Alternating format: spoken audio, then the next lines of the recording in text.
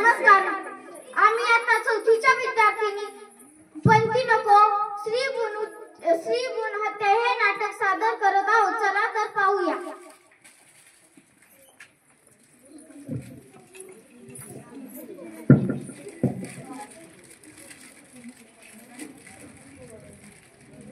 आवडला का काम धंदा?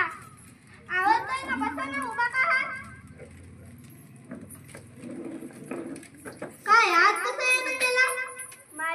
माझ्या मुलीने मला मदत केली म्हणून माझे काम जमावले.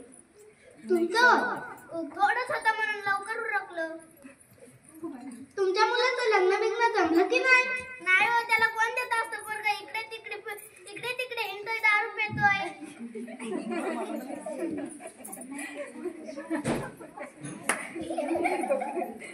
आमचं राहिले बाबा काम. सुनबाई गेली कुठे फिरायला काय माहित?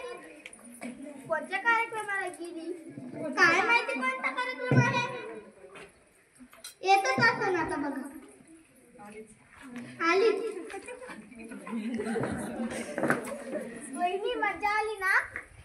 हो. काय कुठे गेलता दोघी? कार्यक्रमाला गेलतो. का ग एवढं मोठं काम सोडून?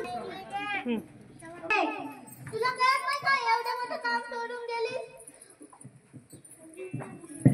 मी नेलतो माझ्या सोबत. का ग तुला पण कळत नाही का आईवर काम टाकून जाते? तू आता काय वहिनीला आता जरा आराम घेऊन दे ना.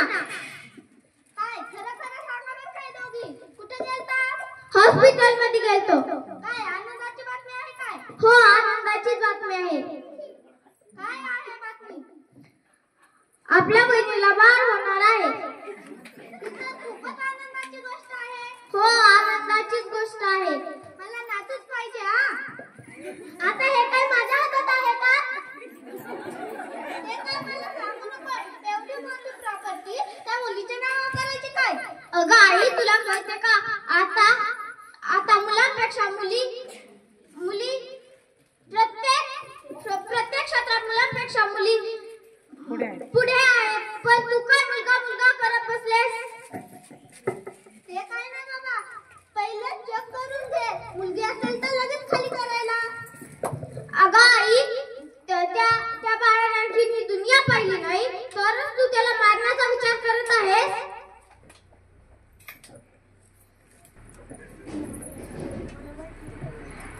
वाई तुम्ही तर आणि उद्या लगेच तुमच्या मुलीवर वेळ आली तर मग? जर तुम्ही सारखं असंच करत राहिलात ना तर मी तुमच्या मुलाला सोडून देईन. अगं आई, जर वहिनी दादाला सोडून दिलं तर दादा कसा राहील? ते काय नाही, या घराला औषधाचा दिवस शोभून दिसेल. वंशासाठी मुलगी लागते तर मुलीच्या पोटी मुलगी का नको? ते काय मला सांगू नको.